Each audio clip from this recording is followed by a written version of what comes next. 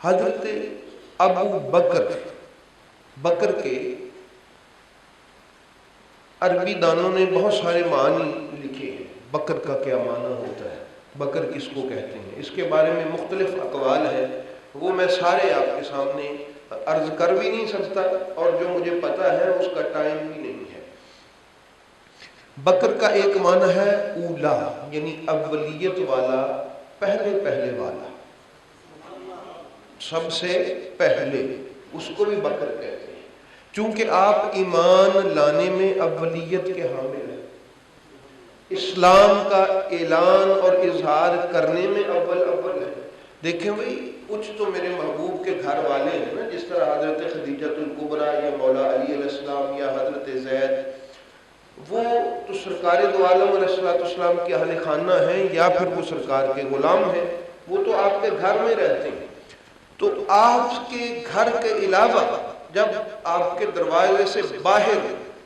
جس نے سب سے پہلے ایمان اور اسلام کا اظہار کیا وہ حضرت ابوبکر صدیق ہے۔ اس لیے بکر کا معنی ایک جو بیان کیا جاتا ہے وہ اولیت بھی اپنے معنی میں رکھتا ہے۔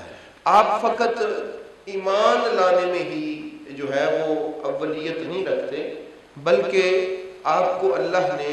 میرے محبوب کریم صلی اللہ علیہ وآلہ وسلم کے ساتھ جو ہجرت کا شرف عطا فرمایا، میرے محبوب کے ساتھ نکلنے میں بھی اولیت رکھتے، اور اس کے بعد نبی کریم صلی اللہ علیہ وآلہ وسلم کے جو قریبی اصحاب تھے، جو آپ کے دوست تھے، ان میں وفات کر کے میرے محبوب کے پاس چلے جانے میں بھی اولیت کے درجے پر ہے۔ اور اس کے بعد جب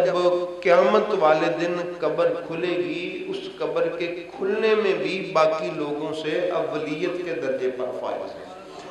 اور قیامت والے دن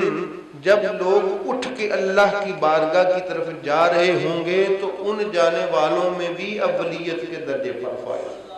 کیونکہ رسول کریم صلی اللہ علیہ وآلہ وسلم نے فرمایا سب سے پہلے میری قبر کھلے گی، پھر یہ ساتھ والی قبریں کھلیں گی، تو اسی طرح ہم اکٹھے ہی اللہ کی بارگاہ میں جا رہے ہیں۔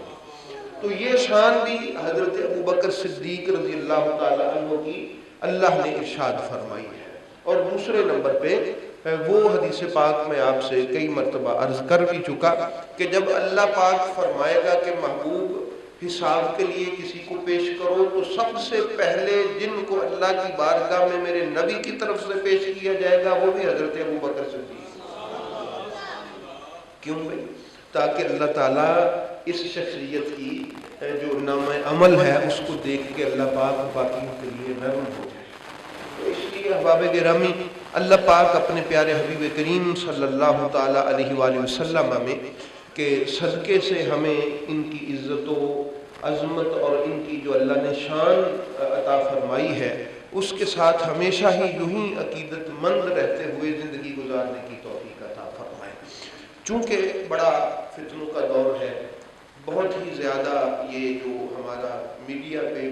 طرح طرح کی بھانت کی بولیاں ہیں، اس لیے ضروری ہے کہ اپنی عقیدت کو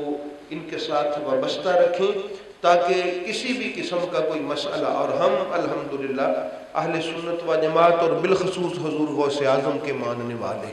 جنہوں نے عراق میں بیٹھ کر صحابہ کرام رضوان اللہ تعالی علیہ مجمعین کی عزت اور عظمت اور ناموس پر خصوصی پہرا دیا ہے، تو ہم ان کے مرید ہیں، تو ہمارا بھی یہ فرض بنتا ہے کہ ان کی عزت و عظمت کو رپیٹ کرتے رہیں، کیونکہ یہ مہینہ آپ کے عرس کا مہینہ ہے۔ یہ جو مہینہ گزر رہا ہے یہ حضرت ابوبکر صدیق رضی اللہ تعالی عنہ کے عرس کا مہینہ ہے۔ تو آپ جانتے ہیں، میری عادت سے آپ وابستہ ہے کہ جو دن جن ہستیوں کے ساتھ منسوب ہوں میں کوشش کرتا ہوں کہ ان دنوں کو ان ہستیوں کے نام سے ہی منایا جائے اور یاد رکھا جائے، اور ان کی یاد کو اپنے دلوں میں تازہ رکھا جائے اور اس کو رپیٹ کرتے رہیں، دہراتے رہیں اس سبق کو، تاکہ وہ ہمیں اگر بھول گیا ہو تو یاد ہو جائے، اگر کمزور ہو گیا ہو تو وہ ذرا طاقتور ہو جائے، مضبوط ہو جائے، اور اگر نہیں سنا ہوا تو یادداشت میں ایک نئی چیز کا اضافہ ہو جائے۔ اس لیے ہم اس کو یاد کرتے رہتے ہیں۔ تو ابو بکر کا آپ نے معنی ہمیشہ یاد رکھنا ہے۔ آپ ابو بکر کا میں نے آپ کو معنی بتایا اولیت کا حامل۔ کیا معنی بتایا؟ اولیت کا حامل، تو آپ جب بھی یہ لفظ ذہن میں رکھ کے ابو بکر کا نام لیں گے نا تو آپ کو مزہ آ جائے گا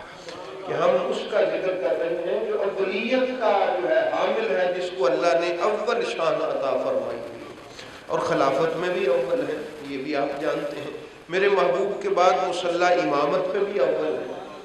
تو ایسی اولیت عطا فرمائی۔